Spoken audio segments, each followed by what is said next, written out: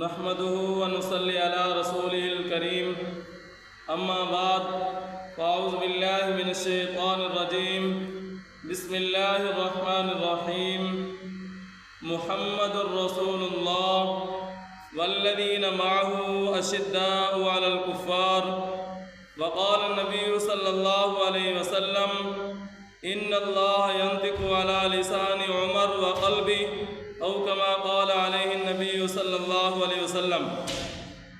محترم دوستو، آج یکم محرم الحرام کو حضرت امیر المؤمنین خلیفہ ثانی صاحب کرامت قید فتوحات سیدنا عمر بن خطاب رضی اللہ تعالی عنہ کی شہادت ہے۔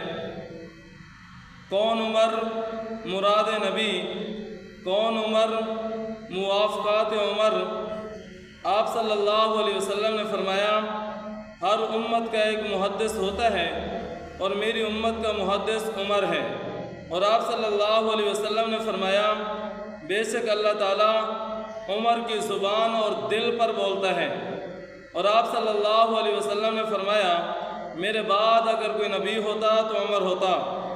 اللہ تبارک و تعالی نے حضرت عمر فاروق رضی اللہ تعالیٰ عنہ کو عظیم مرتبہ عطا فرمایا کہ نبی کا مصلی مسجد نبوی شہادت عمر کی گواہی دے گی۔